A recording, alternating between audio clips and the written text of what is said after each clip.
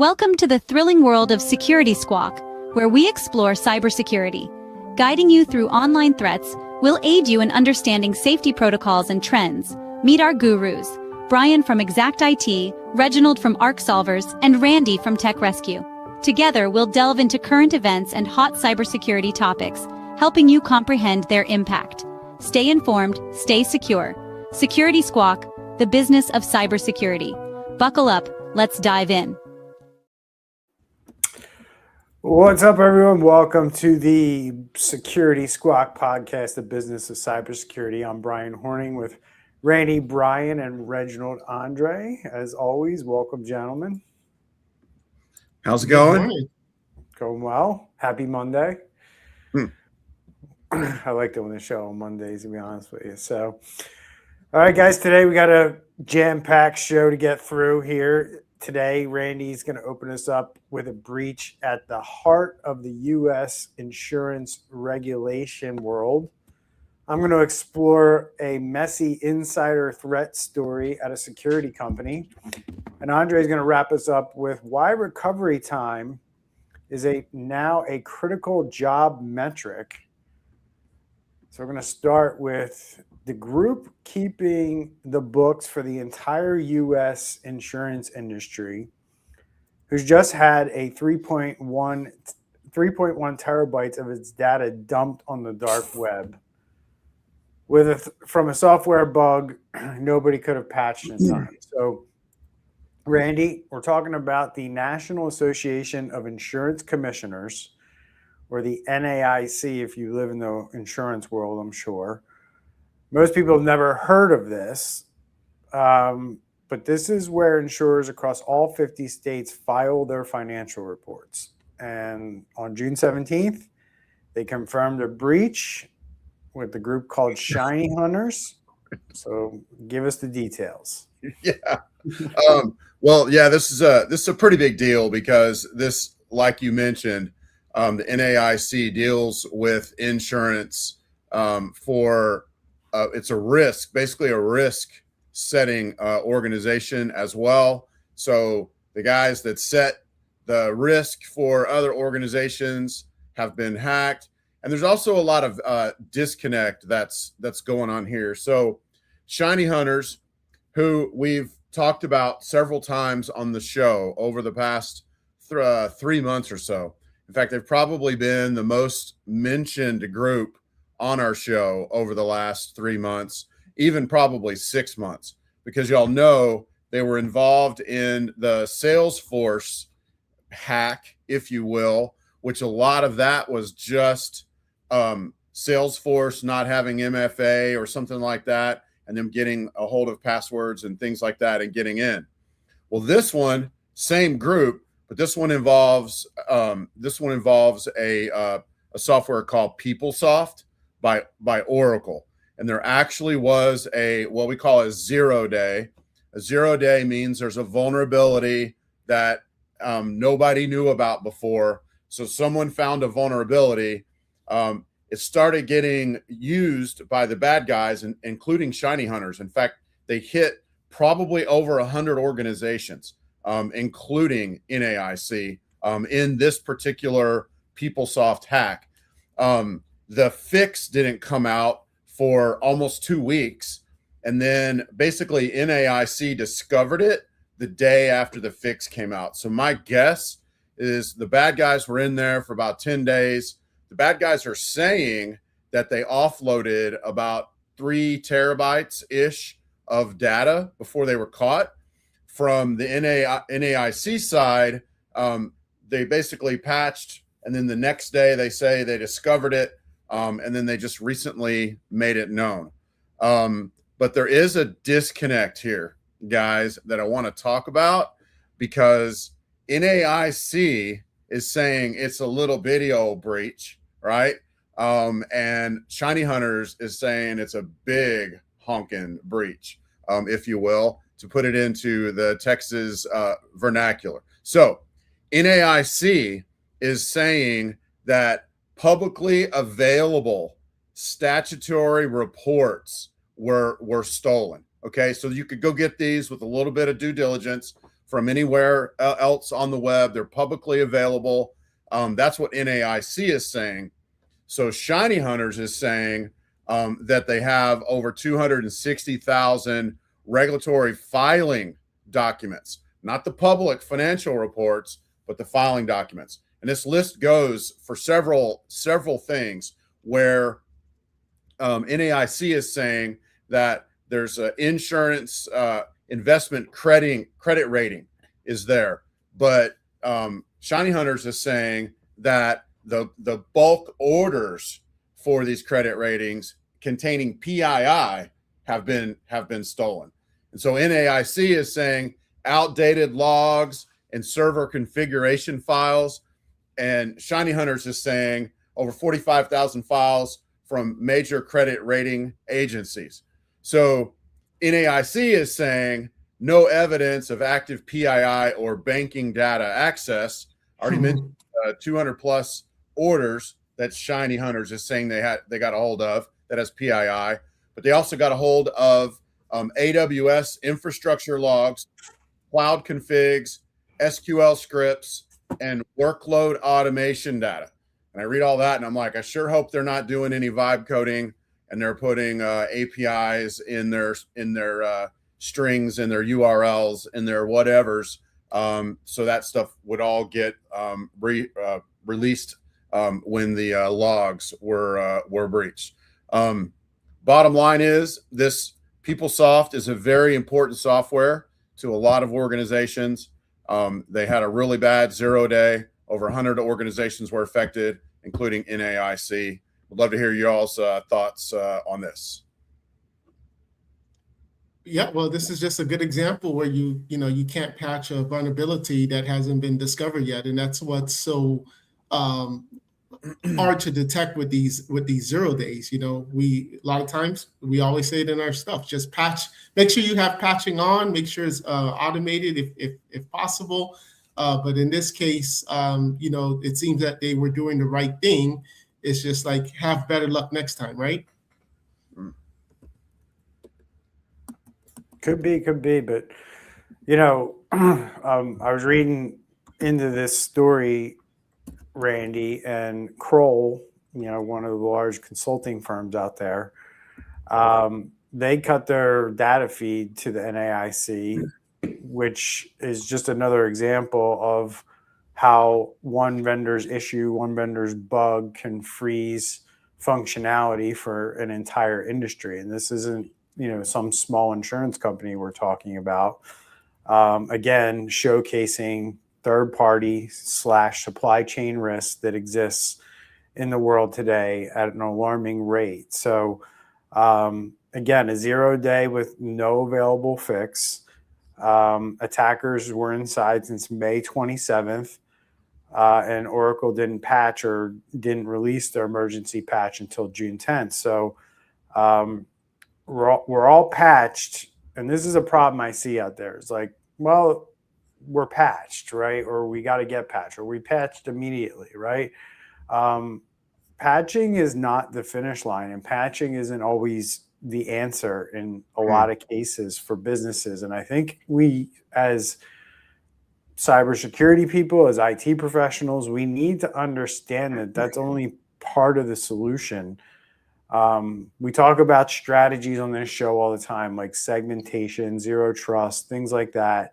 These are things that protect you from 0 days. And I see a lot of it in our world, guys, where I see guys just throw their hands up because they're like, oh, it's a 0 day. We can't do anything about it. We got to wait for a patch. That couldn't be further from the truth. And we need to be smarter about how we look at just vulnerabilities and how we deal with them in general, in my opinion. So any last thoughts there, guys?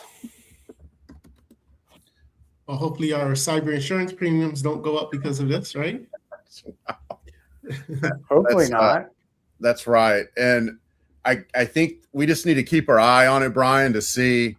Right now it's a he said, she said thing. And, let me ask you a question before we move to the next one, Bryan. Does ShinyHunters have a reputation or a history of lying and or overstating the data that they have? Have they ever said, oh, we've got this, and this, and then came back and it was proven that they didn't, as far as you know? Not that I'm aware of, no. Yeah, I couldn't find anything about that either. So, and then I don't know. We just need to keep our eye on this. That'd be the bottom line here. See what happens about this he said, she said stuff here. Yeah, talking about he said, she said stuff, guys, man. My topic, or what I want to get into, very interesting on a lot of different levels. If you're a managed service provider, you probably want to pay attention a little bit to what we're about to talk about here. But at the end of the day, there was a little story that came out towards the end of the week last week, but apparently this has been brewing for a little while. And, you know, this is that situation we talk about not a whole lot on this show. We've mentioned it here and there, but I'm seeing it kind of tick up here. And I don't know what's behind that. I have some theories, but I'll reserve judgment until I see more evidence. But this story about Huntress, and if you don't know what Huntress is a cybersecurity company. I guess the best way I could describe them is that they were born in MSP land in the world that Andre, Randy, and I live. And they've kind of expanded their footprint, and they serve a lot of different companies out there. And this is a company that many small businesses and their IT providers rely on to catch hackers. And there's this guy out there, a former analyst, his name is Ben Folan, and he claims that a coworker has been feeding information directly to a ransomware criminal, with the company allegedly sitting on it. That's what he's claiming. So I kind of want to use that to talk about, you know, this insider threat stuff, but also bring your awareness that this is also third-party risk when you boil it down, guys. So let me give you what's claimed versus what's confirmed so far. So Folan alleges a current employee who's still apparently at Huntress right now passed law enforcement communication that was given to Huntress to a criminal linked to the DevMan ransomware group. And supposedly, according to Ben, the Huntress allegedly is keeping quiet because of an IPO that's upcoming.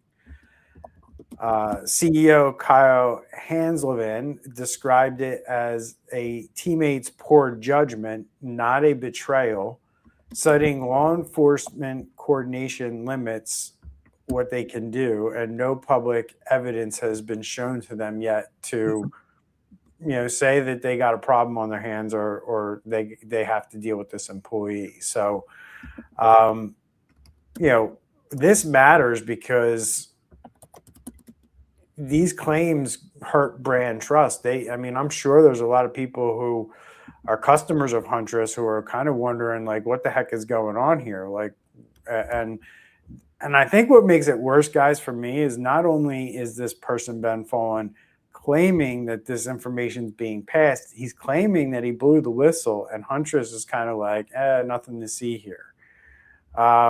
So it's important for businesses to understand that threats, in these insider threats specifically, aren't always a hacker. Now, they're obviously helping out hackers, and this could be really bad if it's true.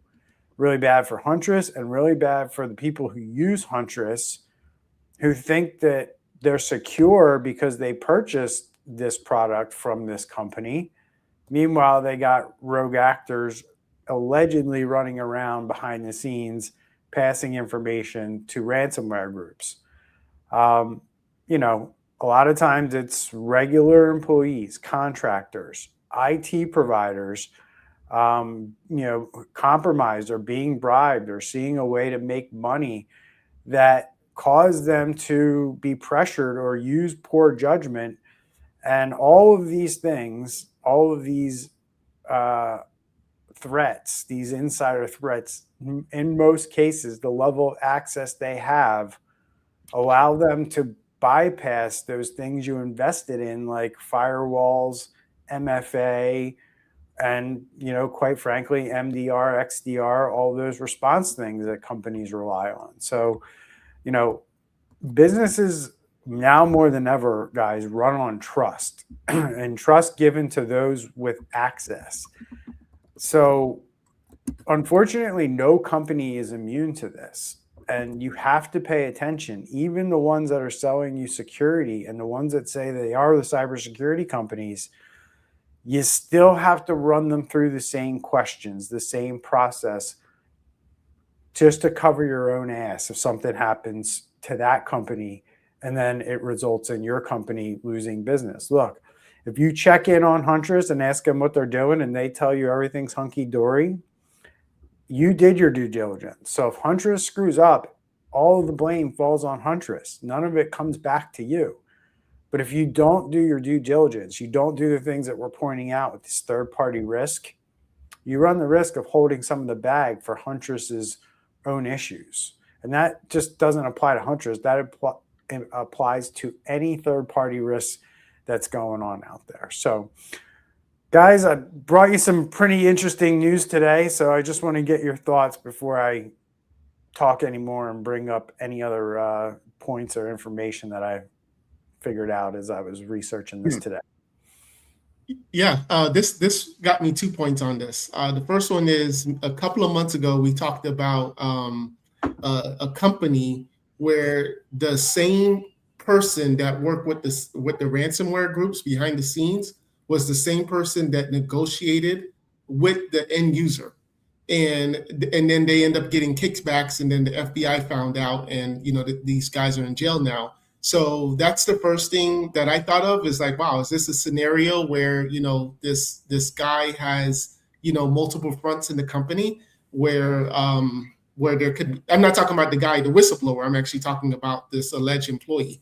And then the second thing is, Huntress is a company that us MSPs we look up to, in the sense of during the Kaseya hack, they were very knowledgeable, and it was giving out information what to do and very proactive. So for me, it always seems that Huntress had has a great culture in that aspect. But this whistleblower, the fact that he's going to news organizations and he's quote unquote pissed, I kind of find it strange, based on how Huntress is always perceived in the market. So for me, I always would want an employee who speaks up rather than stays quiet, rather it's fraud, insider threats, or any type of security issues. I always want employees to speak up, but also companies should have a way where they can raise these kind of security issues concern. And the fact that this guy is now going to news outlets tells me that, he reported it, but it was brushed off. And then now they're using, we're working with law enforcement, so we can't really talk too much more about it. And maybe there is a case. Maybe they're in the back end, they're internally investigating it and kind of putting honey pots for this guy to this alleged employee to fail in this certain aspect, so that they can then bring the charges against him. So we don't know, but nevertheless, I think this is also a good part where, if you have in your organization, you say that, we want an open door policy where if you see something, say something, but take it seriously. But at this point, we just don't know exactly what's going to happen. Yeah. And a couple things, Bryan. One, I would say there's a lot of he said, she said right this moment. And a lot of the bad stuff is still allegations, could be a disgruntled employee, or could be a true, this is what happened. So I would just say, everybody keep your eye on it, just like the previous story. But I would also say, Bryan, you mentioned talking to your vendors, and we've touched on that over the years, because it is very important.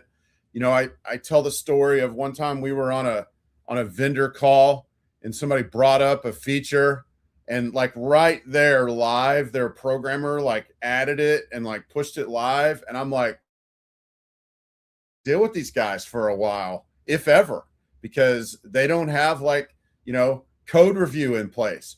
So here's some questions really quick that you could ask your vendor. Like when you're on a sales call with a vendor, questions like, who inside your company can access our data or our environment?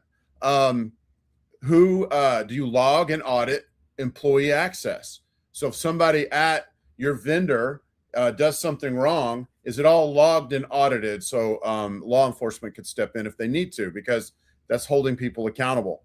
And accountability keeps people from crossing the line often. Do you have a separation of duties for incident response and threat intel work? That's a cybersecurity question. Do you have a formal policy for communicating with threat actors? Because supposedly a threat actor gave away too much information in this case. What's your formal policy for doing that? How do you handle employee concerns or whistleblower reports? Does the employee get fired and shoved under a mattress? Or do you, like Andre said, do you welcome those? And then my last idea for a question to ask a vendor is, what do you disclose to customers if one of your employees is under investigation? And that just clarifies expectations, before a crisis ever hits there. So those would be some questions that I would want to ask vendors that I'm working with, and I think other businesses should consider doing the same kind of thing based on your idea a few minutes ago. Yeah, as Andre pointed out, these criminals are not seeking insiders, they're openly seeking insiders all the time, right? So last fall, Medusa ransomware gang tried bribing a BBC employee, offering a cut of the ransom demand that gets paid, right?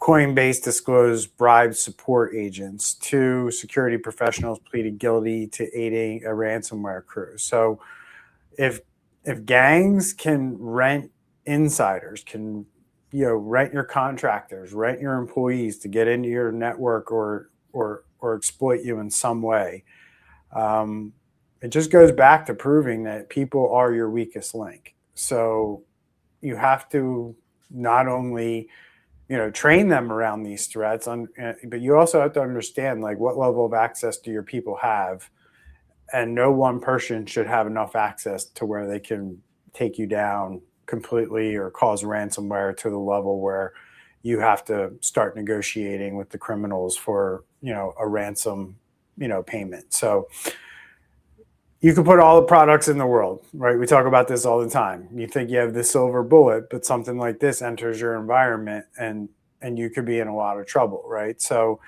think about your partners, the people that you're giving access, admin keys to your network, because one bad apple can reach dozens, hundreds of clients, and it could impact your business significantly.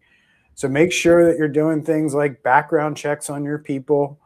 As I mentioned, environment separation, whether that's physical or virtual. Don't let them have access to everything. Anything that has privileged access, you better be logging who's going into it, where, when, why, what time, right? And get that into your agreements with these companies, right? That you're not allowed to access our environment between these times and these times, because you know what? We're watching, number one. And if you do, you're in breach, right? There's times and reasons why companies should be operating within your environment.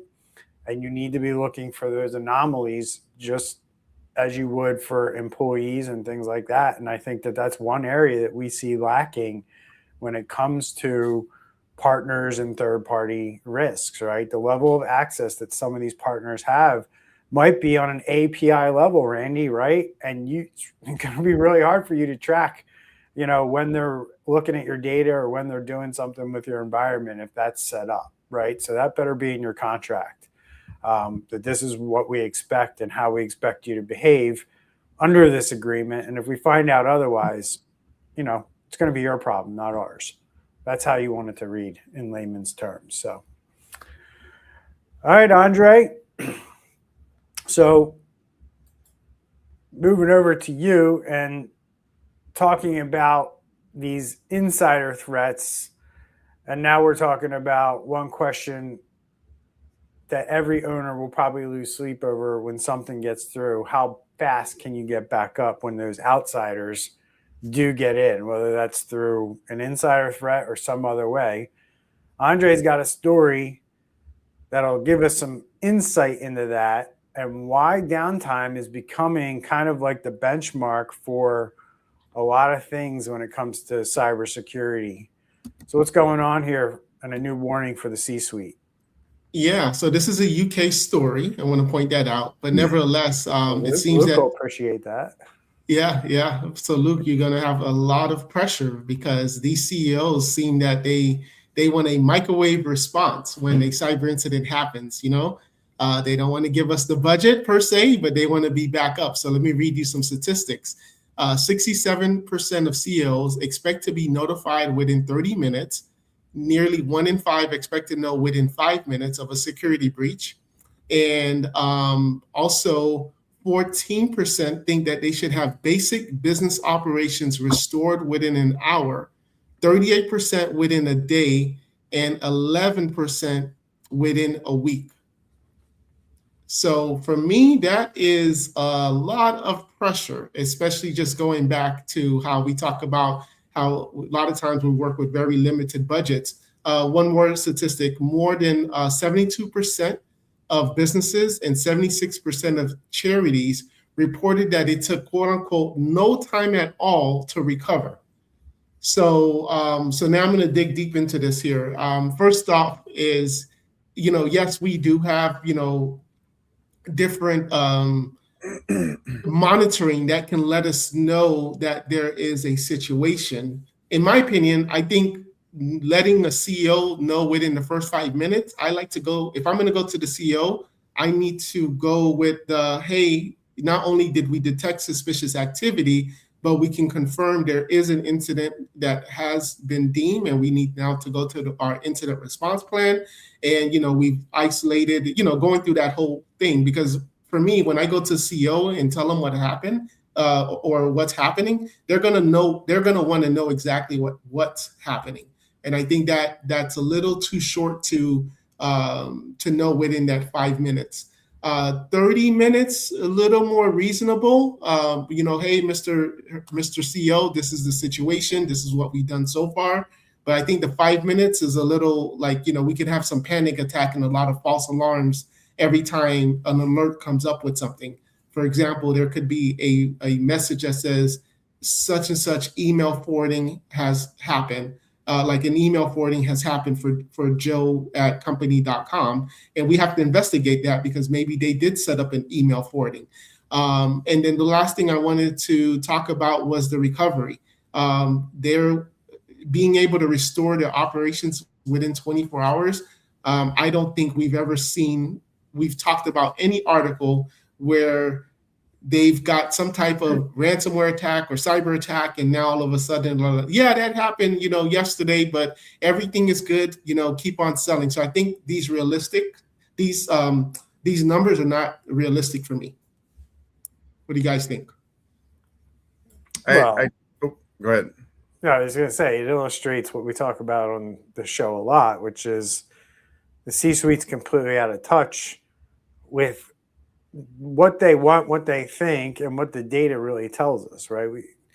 I point out on the show all the time that, these guys think they're secure. They think that they're spending enough money. And then when you actually pull the data, to look at if any of that is on point, or they're so off base with what reality is. So like they live in this fantasy land of like, this is what I want and this is what I think it should be. And I hired an IT guy, and, just because I hired somebody or spent money on a role, I feel like I should have the best of the best. And that's just not how it works. Sophos found only 19% of ransomware victims recovered within a day last year, right? A typical incident causing about 24 days of disruption. So like, the numbers are so far off, Andre, from reality. Yeah. Like it's wild to me what you just read off. And if I'm working in IT in the UK, and that's kind of like the temperature of the land, I'm not too worried about it because I know that it's unrealistic, right? I don't look at it as pressure. I look at it as these C-suite and these people who are spouting this stuff off need to be re-educated about what's reality out there. If you want that kind of recovery time, no problem. Open up your fucking checkbook. And I would that's a great way to put it. You know, there's so much here to unpack, I guess.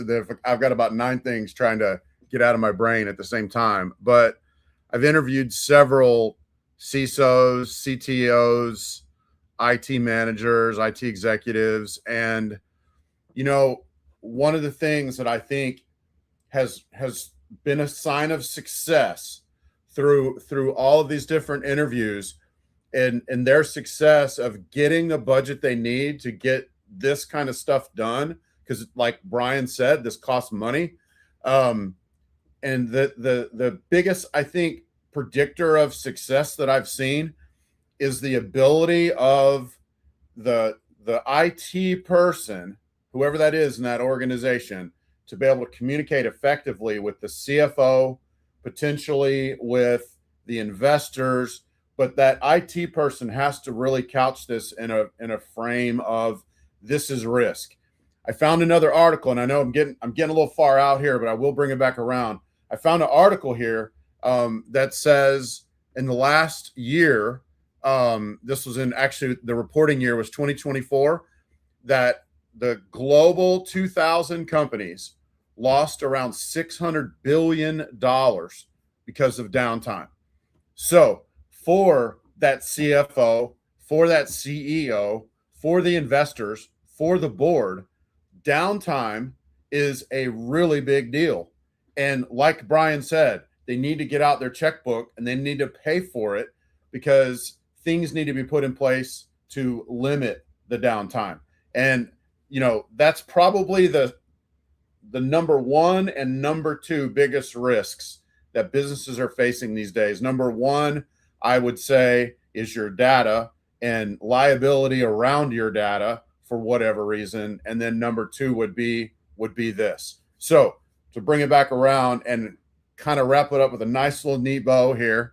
Bottom line is, your cybersecurity plan at your business needs to look at what happens before and after the actual attack, and it needs to limit the blast radius. If you can limit the blast radius, you could be back in a faster time.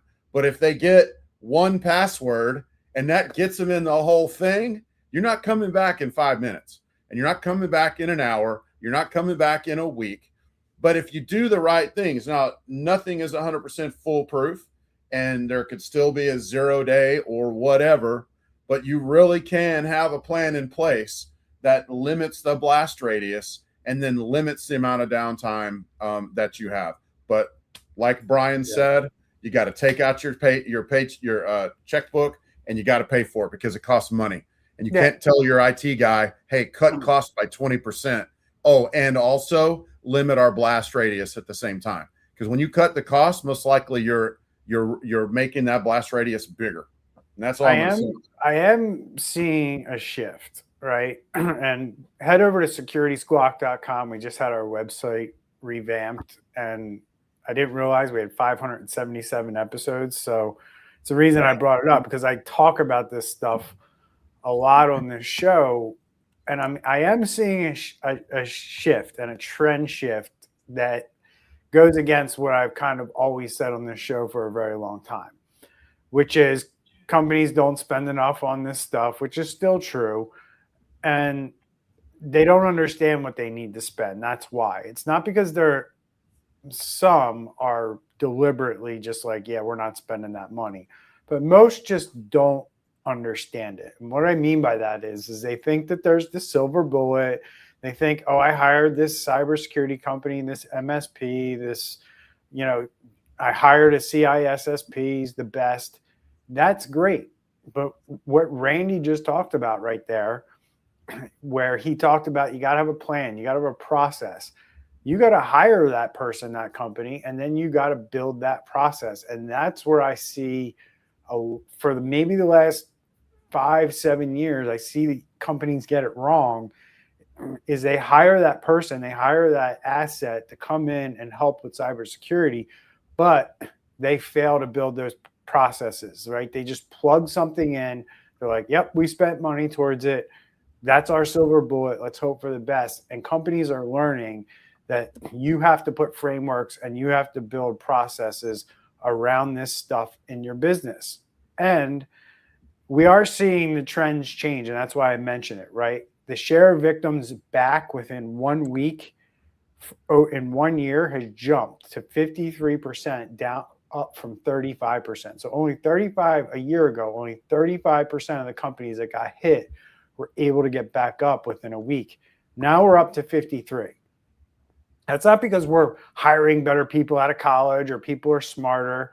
It's because companies and the world, we're all holding each other accountable to a certain standard, right? And I'm seeing it all over the place, especially with our compliance-driven customers, is I'm going to call it, you can't walk around and say you're fit anymore, because that thing that we're talking about right here, your recovery time, we're seeing it being asked all over the place. To me, that's the scale that all businesses are going to be kind of weighed against, no pun intended. Like when you step on the scale, you're either fat or you're not, right? And that's what this is. You're going to step on the scale and you're going to be able to recover in time that satisfies your partners, your vendors, your insurance people, or you're not.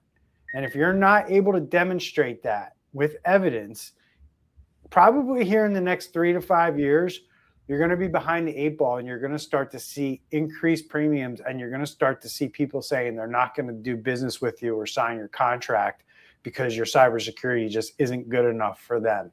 And that's what's going on here. Yeah, absolutely. Any last thoughts there, Mr. Andre?